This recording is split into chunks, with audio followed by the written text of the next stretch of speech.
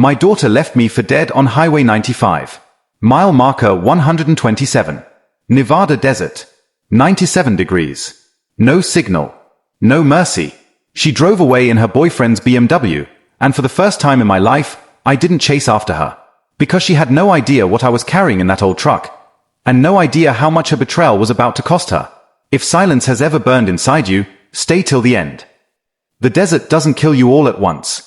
It does it in layers, first with silence, then with heat, and finally with the slow unraveling of your own hope. That morning, the sun was already vicious by 9 o'clock. The kind of heat that hums in the air, turning every breath into punishment.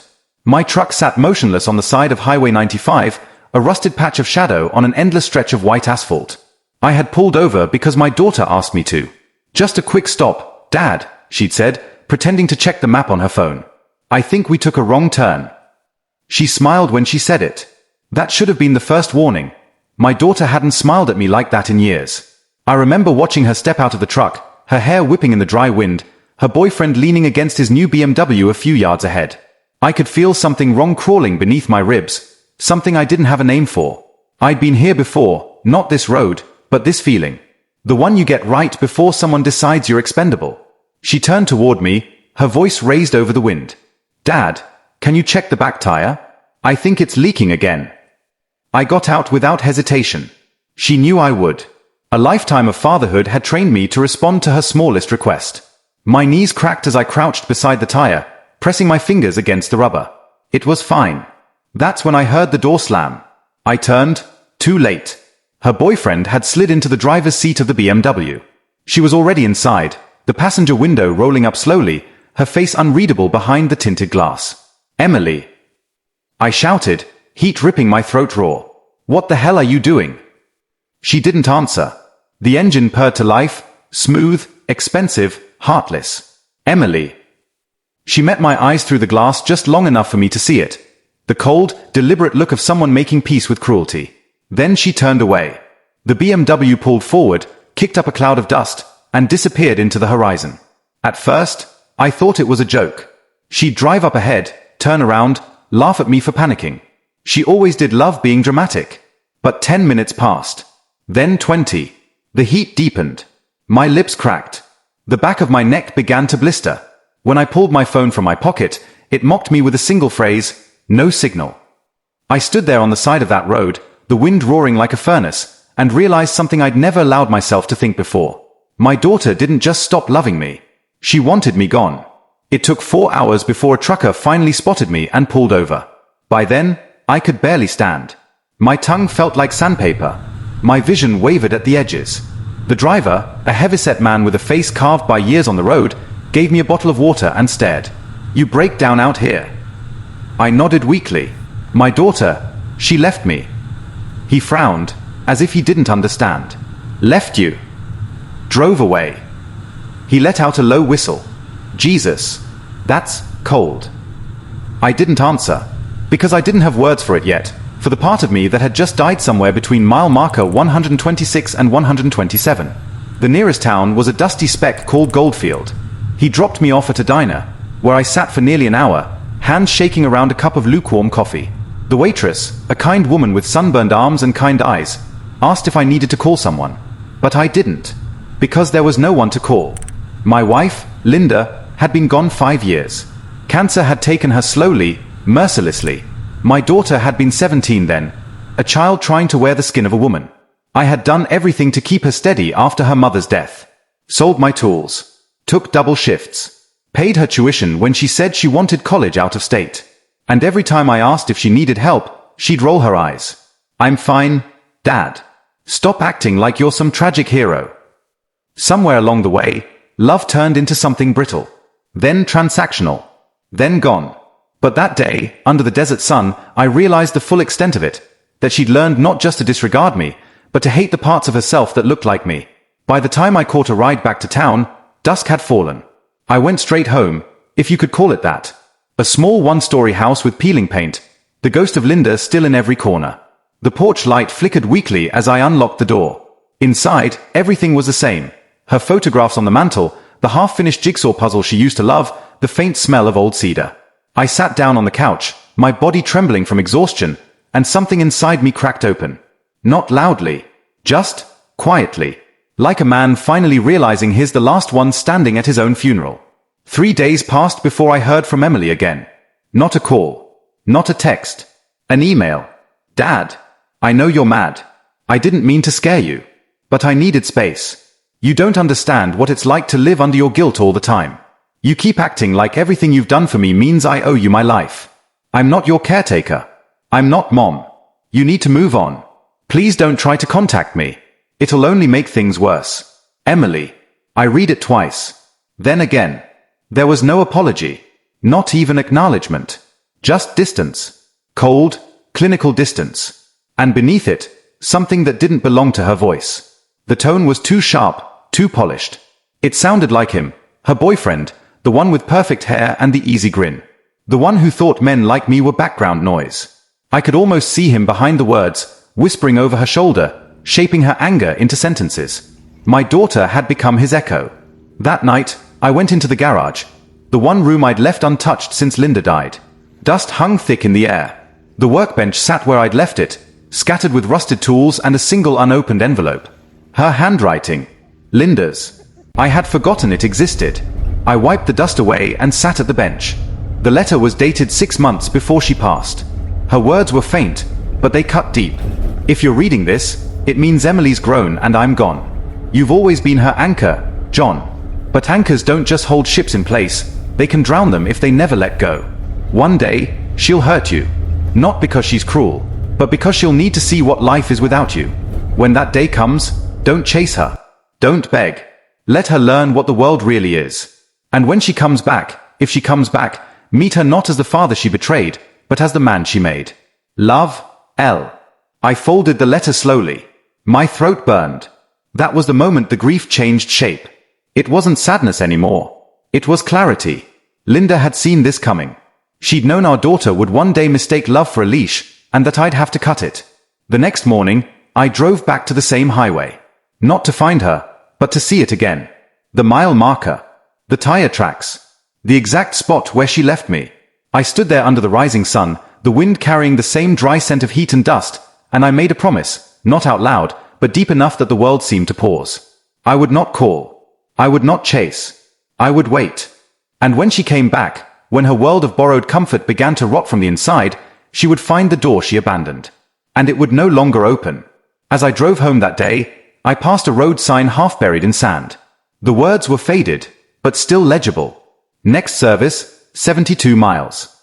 That was how far away I'd been from survival. And how far she'd been from understanding what she'd done. But both of us, in our own ways, were about to learn. Because the desert doesn't kill you all at once. It waits. Just like I would. Grief doesn't leave quietly. It lingers like the smell of rain on burned soil, faint, metallic, and impossible to scrub away. That's how the house felt after the desert. Too still. Too aware of what had been lost. I spent the following week in silence. Not the comfortable kind, but the kind that hums in your ears like static, where every sound feels too loud and every thought too sharp. The TV stayed off. The phone stayed on the counter, face down. And Linda's letter, the one I'd found in the garage, sat folded on my nightstand, the edges worn from how many times I'd opened it. It became more than a message. It was instruction. A map. She'd told me not to chase our daughter. And I wouldn't. But she hadn't said I couldn't prepare for what came next. The days slipped into each other. I went through the motions. Coffee at 6, yard work by 8, staring at the empty driveway by noon. My mind wandered too much. To Emily's laughter as a child. To her hands covered in flour when she used to bake with her mother. To the way she used to fall asleep on the couch, her head against my chest. Memory is cruel that way. It doesn't come back clean. It comes back poisoned, twisted by what followed. And then, one morning, while checking the mail, I saw the first sign of her return. A notice. Bank envelope. My name at the top, her signature faintly visible through the crease. It wasn't a letter. It was a withdrawal slip. $5,000. From our joint account, the one I'd opened years ago for her college tuition, then left untouched when she moved away. No phone call. No explanation. Just the transaction. And somehow, it didn't even surprise me. She wasn't coming home. She was reaching in, just far enough to take what she wanted and disappear again. I stared at the paper for a long time, the desert sun catching the edge like a blade. And that's when I realized what had to be done. That evening, I drove into town. The same bank where her mother and I had signed our first mortgage papers decades ago. The same bank where I'd opened every account with a sense of trust, not suspicion. The clerk behind the desk, a young man who looked barely older than Emily, greeted me with the kind of rehearsed smile that belongs to people who haven't yet learned betrayal. "How can I help you today, sir?" "I need to make some changes," I said quietly. He nodded, tapping at his keyboard. "Changes to what exactly?" "Everything." He blinked. "Sir." I slid my ID across the counter. Every account with my name on it. Every automatic transfer. Every key.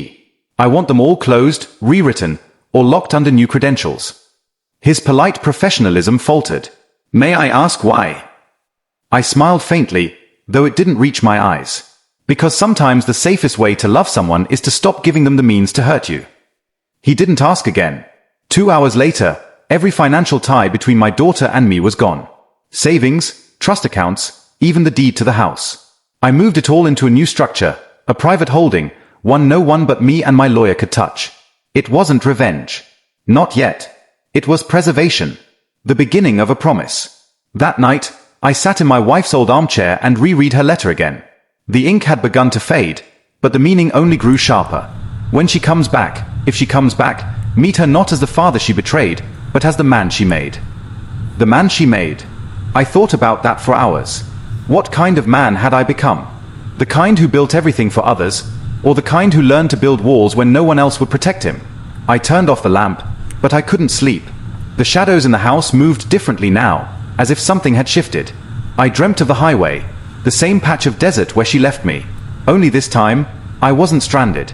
I was watching her car vanish again, but instead of shouting after it, I just stood there, calm, waiting. When I woke, I knew what to do. Over the next few days, I started going through every part of the house, not to clean, but to reclaim. I found her old room, untouched since she'd left for college. Posters still on the walls. Her mother's old quilt still folded neatly at the end of the bed. I'd kept it that way for years, like a shrine to a version of her that no longer existed. But as I stood there, the air thick with dust and old perfume, I realized something simple. That girl, the one who once trusted me, once called me hero, was gone. The person who left me on the highway was not my daughter. She was a stranger who wore her face. So, I boxed everything up. Photos, books, trinkets, all of it. Packed neatly and labeled. Belongs to Emily Hayes. Then, I carried the boxes to the garage and locked them behind the tool cabinet. Not out of spite. Out of closure. If she ever came back, she would have to ask for what used to be hers. And this time, she'd have to earn it. A week later, the phone rang. Unknown number. I almost didn't answer. But something in me, some old instinct, maybe hope, made me pick it up. Dad. Her voice. Fainter than I remembered. Emily. There was a pause. A silence that said more than words. "I didn't mean for it to go that far," she said finally. "On the highway. I needed space." "Space," I repeated quietly. "I didn't think you'd actually be stuck there. You always figure things out." The words hit like stones. She said them as though survival had been expected. As if leaving me to die had been a test she assumed I'd pass. "You took 5,000 from my account," I said. Another pause. Then, defensively, "It was mine too." "No," I said calmly. "It was for your education. For your future. You already spent that when you decided what I was worth." Her breath caught. "I just needed to get out. You don't understand what it's like living under your shadow." I almost laughed. "My shadow? Emily, I was the one building your light." The silence that followed was ice cold. Finally, she said, "I'll pay you back." I smiled faintly, though she couldn't see it. "You already have." "What's that supposed to mean?" "It means I learned what love costs," I said. "And I've stopped paying." The line went dead. That night, I went to the hardware store. Bought new locks. Every door, every window. Even the mailbox. By morning, the house was sealed, not just against intruders, but against ghosts. For years, this had been a home for her, no matter how far she drifted. A safety net, always waiting. Now, it was mine again. And with every click of metal against wood, I could almost hear Linda's voice. Let her learn what the world really is. A few days later, I saw her again, not in person, but online. A photo on social media. Her and the boyfriend. Arms around each other, fake laughter, new apartment. The caption read, "Finally free. Starting fresh."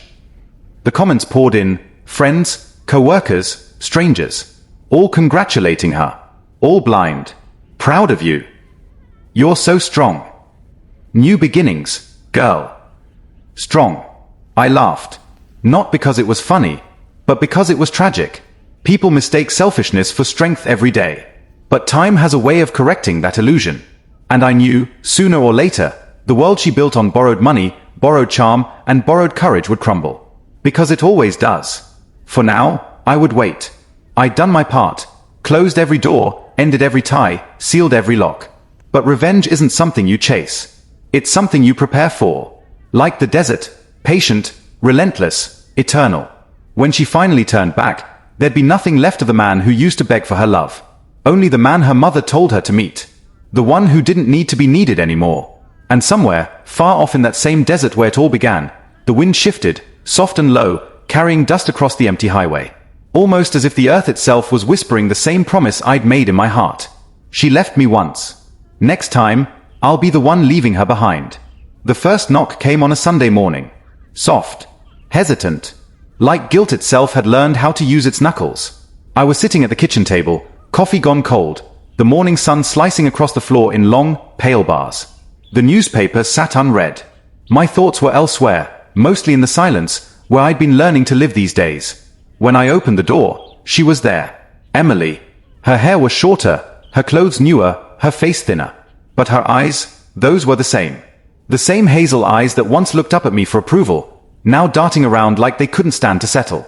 "Dad," she said quietly. I didn't move. She glanced at the new locks on the door, the gleam of fresh metal glinting in the morning light. It hit her then, what that meant. "You changed the locks." I nodded. "I did." Her jaw tightened. "Why would you do that?" "Because the old keys didn't fit anymore." She flinched at the words. A faint crack appeared in her composure. "I came to talk," she said, forcing a calm smile. "Can I come in?" I looked past her, saw the same BMW that had left me on the highway parked at the curb. The same boyfriend in the driver's seat, drumming his fingers on the steering wheel, not even pretending to look remorseful. I opened the door wider, not for her, but to make sure he could see my face. "You can talk here," I said. Her smile faltered. "Out here? It's freezing." "Then make it quick." She swallowed, looking over her shoulder before facing me again. "I made a mistake." "Which one?" Her lips parted, but she had no answer. I let the silence stretch. Let her hear the sound of it. The same silence I'd been left in, out on that desert road. Finally, she said, "I didn't mean to leave you like that. I thought you had your phone. I didn't think." "That's your problem, Emily," I interrupted. "You don't think. You assume. You assume the world will cushion your fall, that people will forgive your cruelty because you don't mean it." She blinked hard. I needed to get away. I was overwhelmed, Dad. You always controlled everything. The money, the house, my choices. I almost laughed. "Controlled? Emily, I carried you. There's a difference." The BMW's engine revved. A small gesture, but enough to remind her she wasn't alone. She straightened her shoulders. The apology vanished from her tone. "You're making this harder than it has to be," she said flatly. "Look, I didn't come to argue. I just need access to the house for a few days. We're in between apartments, and you thought I'd give you a place to stay." Her eyes darted downward. "Just until next week. It's temporary." "You have somewhere to stay," I said, nodding toward the car. "With him." "That's not the point," she snapped. "You have a big house, Dad. You don't even use half of it. It's not fair." I stepped forward. "Fair? You want to talk about fair?" The sudden edge in my voice made her flinch again. "Fair," I continued, my tone low, deliberate, "is not leaving your father stranded in the middle of nowhere without water, phone, or mercy. Fair is not taking his money and pretending it was your right. Fair is not standing at my door after all that and demanding comfort." Her face reddened, anger overtaking guilt. "You can't keep holding that over me forever. It was one mistake." "One." I repeated softly. "Emily, That highway wasn't your first betrayal. It was just the last one I let slide." Her expression shifted, the way someone's does when they realize the script they brought doesn't match the performance they're getting. I saw it all. The fear, the calculation, the desperate tilt of her chin as she tried to find control again. "I knew you'd make this difficult," she said bitterly. "Fine. I'll get my things and go." "Your things?" She gestured toward the house. "My boxes. My stuff from when I lived here. I'm taking them today." I nodded slowly. "That's fair." She blinked, caught off guard. "So, you'll let me in?" "No," I said, "but I'll bring them to you." Before she could respond, I turned, walked into the house, and closed the door behind me. Her muffled voice called after me, but I ignored it. I went to the garage, pulled out the boxes I'd packed weeks earlier, the ones marked with her name. They were still sealed, still dusted with old life. I carried them, one by one, to the porch and set them down at her feet. Her face fell as she looked at them. The neat labels, the taped edges, the quiet finality of it all. "You packed my things." "I did." "You were planning this?" "No," I said simply. "I was preparing for it." Her eyes welled up. "You really mean it? You're cutting me off." I met her gaze. "I'm setting you free." She shook her head, stepping closer. "No. You're punishing me. You're doing this because Mom's gone and you need someone to hate." For a moment, her words hit something tender. Something buried deep under the armor I'd built. But it passed quickly. "I don't hate you," I said quietly. "I just stopped making excuses for you."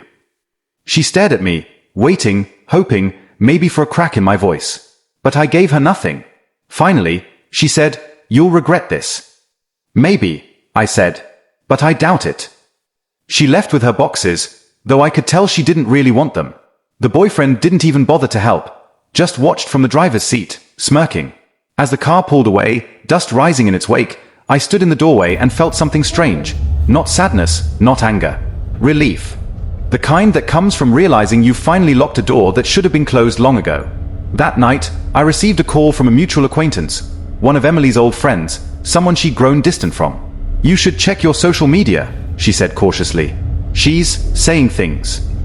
I didn't have to look, but I did. Emily's post was public.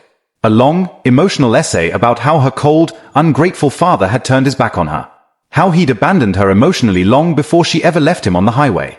How she was the victim, the poor, misunderstood daughter of a bitter old man who couldn't let go of control.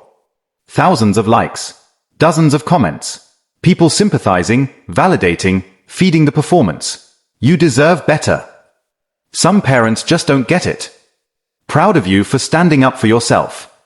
Each word felt like a twist of the knife, not because I cared about what strangers thought, but because she'd learned so well how to weaponize pity. But pity fades fast. Truth, on the other hand, lingers. I didn't respond publicly, didn't write a rebuttal or post my side. Instead, I made a call. A week later, her boyfriend's BMW appeared in the driveway again, this time without her.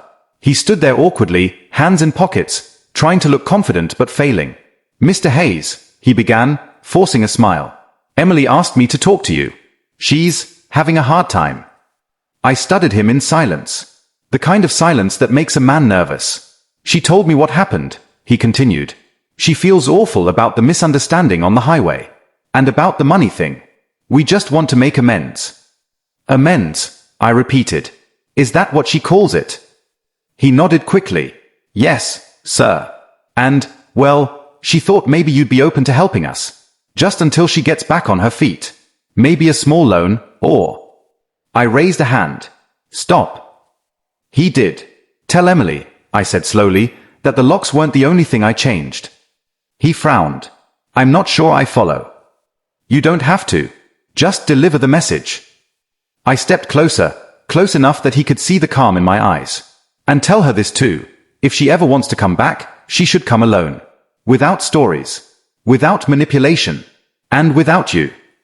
His face stiffened. "You can't talk to me like that." I smiled faintly.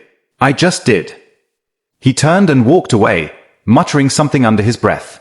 As his car disappeared down the road, I looked at the empty street and realized something undeniable. This was no longer about revenge. It was about cleansing. Letting go of the illusion that blood alone makes family. That night, I walked through the house again. Quiet, echoing, alive in a way it hadn't been in years. The locks gleamed under the hallway light, each one a reminder that some doors are meant to stay closed. But as I turned off the final lamp, I caught sight of Linda's photo on the mantel, her smile soft, knowing. And for the first time since she'd gone, I spoke to her out loud. "You were right," I whispered. She had to learn it the hard way. Outside, the wind howled against the windows, the same desert wind that had once nearly buried me. But this time, I wasn't the one left behind. This time, I was the storm. It was strange how quiet life had become. Days passed without confrontation, without the echo of slammed doors or the hum of old arguments replaying in my head. For the first time in years, peace didn't feel like loneliness. It felt earned. I had closed the house to her, closed the accounts, closed the chapter. But closure, I learned, doesn't always mean it's over. Sometimes, life circles back one final time, not to reopen the wound, but to make sure you understand the lesson completely. That moment came 6 months later. It started with a letter. Hand-delivered. Cream envelope, embossed seal, no return address. Inside, in looping handwriting I hadn't seen since before she left, were 6 words. "Please come to my wedding, Dad." For a long time, I just stared at the note. The words felt unreal, heavy with manipulation and nostalgia all at once. I turned it over. No venue, no details, no phone number. Just a single folded card attached by ribbon, with the date and location printed in gold. A country club downtown. Expensive. Too expensive for her. That meant one thing. It was her fiancé's world, not hers. And she wanted me to see it. I almost didn't go. But something in me, that quiet, watchful part that had lived through her cruelty, told me I needed to. Not out of affection. Not for some sentimental reconciliation. But to witness what kind of person she had finally become when there was no one left to shield her. So, on the morning of her wedding, I put on my old navy blue suit. The same one I'd worn to Linda's funeral. It wasn't new. It wasn't tailored. But it was mine, honest and unpretentious, like the man I'd chosen to be. As I drove to the venue, I passed the long stretch of desert highway where everything had begun. For a moment, the heat shimmered on the road like memory itself, that terrible day replaying behind my eyes. Abandoned. Alone. But this time, I smiled. Because I wasn't the man stranded anymore. The country club was everything I expected. All marble and mirrors, laughter and champagne, people pretending their lives were perfect. I found a seat at the back of the ceremony hall, unnoticed, unimportant, invisible, just the way I preferred. When Emily walked down the aisle, the crowd turned. Gasps, smiles, admiration. She looked radiant. Yes. But beneath the flawless exterior, I saw something else. The twitch of a smile that didn't reach her eyes. The stiffness in her shoulders when the music stopped. A woman playing a role she didn't fully understand. The groom, a polished, ambitious type, waited for her at the altar. He smiled, whispered something in her ear. She nodded, but her eyes flickered briefly to the crowd, searching. Then she saw me. Her face changed, not with joy, not with relief, but with surprise. And something colder, apprehension. Because she hadn't expected me to come. And she damn sure hadn't expected what I'd brought with me. The ceremony unfolded perfectly, the way expensive events do. Vows rehearsed, music cued, applause exactly where it should be. But I wasn't listening to their promises. I was watching the groom's family, the way they evaluated her, the subtle smirks of superiority. They didn't see her as one of them. Not yet. That realization twisted something deep inside me. For all her cruelty, for all her manipulation, Emily was about to walk into a world that would chew her up and smile while doing it. I didn't pity her, not exactly. But I recognized the cycle. The punishment of arrogance is always more arrogance. At the reception, the room glittered with gold. Waiters circled with trays of champagne. People laughed, mingled, toasted. And then it happened. The groom's father, a tall, sharp-faced man with the kind of voice that filled a room, took the microphone to make a toast. "To my son," he said proudly, "and to the woman who will stand beside him as he continues our family legacy. We're proud to welcome you, Emily." Applause. It was strange how quiet life had become. Days passed without confrontation, without the echo of slammed doors or the hum of old arguments replaying in my head. For the first time in years, peace didn't feel like loneliness. It felt earned. I had closed the house to her, closed the accounts, closed the chapter. But closure, I learned, doesn't always mean it's over. Sometimes, life circles back one final time, not to reopen the wound, But to make sure you understand the lesson completely, that moment came 6 months later. It started with a letter. Hand-delivered. Cream envelope, embossed seal, no return address. Inside, in looping handwriting I hadn't seen since before she left, were 6 words. Please come to my wedding, Dad. For a long time, I just stared at the note. The words felt unreal, heavy with manipulation and nostalgia all at once. I turned it over. No venue, no details, no phone number. Just a single folded card attached by ribbon, with the date and location printed in gold. A country club downtown. Expensive. Too expensive for her. That meant one thing. It was her fiancé's world, not hers. And she wanted me to see it. I almost didn't go. But something in me, that quiet, watchful part that had lived through her cruelty, told me I needed to. Not out of affection. Not for some sentimental reconciliation. But to witness what kind of person she had finally become when there was no one left to shield her. So, on the morning of her wedding, I put on my old navy blue suit. The same one I'd worn to Linda's funeral. It wasn't new. It wasn't tailored. But it was mine, honest and unpretentious, like the man I'd chosen to be. As I drove to the venue, I passed the long stretch of desert highway where everything had begun. For a moment, the heat shimmered on the road like memory itself. That terrible day replaying behind my eyes. Abandoned. Alone. But this time, I smiled. Because I wasn't the man stranded anymore. The country club was everything I expected. All marble and mirrors, laughter and champagne, people pretending their lives were perfect. I found a seat at the back of the ceremony hall, unnoticed, unimportant, invisible, just the way I preferred. When Emily walked down the aisle, the crowd turned. Gasps, smiles, admiration. She looked radiant. Yes. But beneath the flawless exterior, I saw something else. The twitch of a smile that didn't reach her eyes. The stiffness in her shoulders when the music stopped. A woman playing a role she didn't fully understand. The groom, a polished, ambitious type, waited for her at the altar. He smiled, whispered something in her ear. She nodded, but her eyes flickered briefly to the crowd, searching. Then she saw me. Her face changed, not with joy, not with relief, but with surprise. And something colder, apprehension. Because she hadn't expected me to come. And she damn sure hadn't expected what I'd brought with me. The ceremony unfolded perfectly, the way expensive events do. Vows rehearsed, music cued, applause exactly where it should be. But I wasn't listening to their promises. I was watching the groom's family, the way they evaluated her, the subtle smirks of superiority. They didn't see her as one of them. Not yet. That realization twisted something deep inside me. For all her cruelty, for all her manipulation, Emily was about to walk into a world that would chew her up and smile while doing it. I didn't pity her, not exactly. But I recognized the cycle. The punishment of arrogance is always more arrogance. At the reception, the room glittered with gold. Waiters circled with trays of champagne. People laughed, mingled, toasted. And then it happened. The groom's father, a tall, sharp-faced man with the kind of voice that filled a room, took the microphone to make a toast. To my son, he said proudly, and to the woman who will stand beside him as he continues our family legacy. We're proud to welcome you, Emily. Applause. Then he smirked. Of course, I hear your father couldn't be prouder. Isn't that right, sir? Dozens of eyes turned to me. Emily froze. She hadn't told them. Not about the desert. Not about the money. Not about anything. And now the lie was about to unravel, not by my anger, but by her silence. I stood slowly, every movement deliberate. I am proud, I said. My voice carried through the hall, calm, steady. But not for the reasons you think.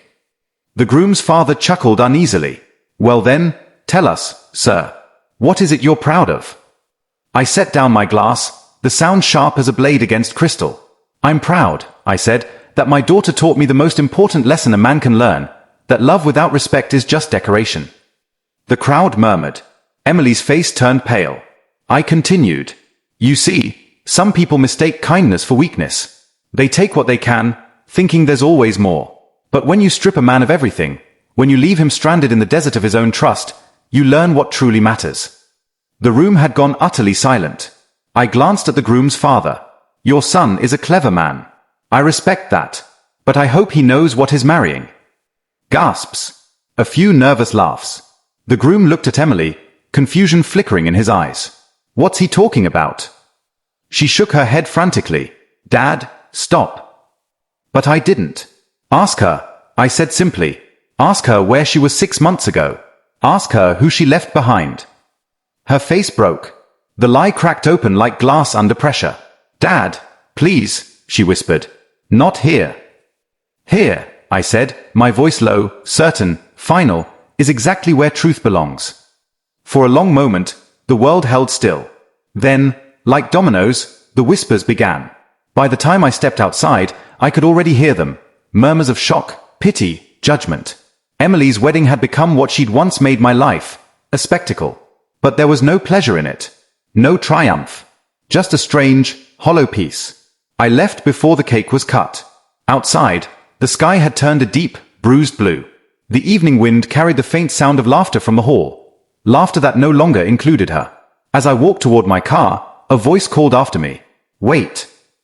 I turned. Emily stood there, barefoot now, her wedding shoes dangling from one hand. Her makeup streaked, her expression stripped of all pretense. Why? She asked, voice trembling. Why did you have to humiliate me? I met her gaze. You did that to yourself. Tears gathered in her eyes. I was trying to start over. By burying the truth. I didn't think you'd show up, she said bitterly. I thought you'd given up on me. I did, I said quietly. That's why I came. She looked at me as though the words didn't make sense. You came to destroy me. I shook my head. No. I came to set you free from the lies you built. Because until they burned, you were never going to learn. She dropped her shoes, the sound dull against the pavement. And now what? You'll just walk away again. I looked at her, not as the daughter who'd betrayed me, but as the woman who finally faced the reflection of her own choices. Yes, I said softly. Because this time, you're the one left on the road. I drove home under the same desert sky that had once felt like a grave. But tonight, it wasn't suffocating.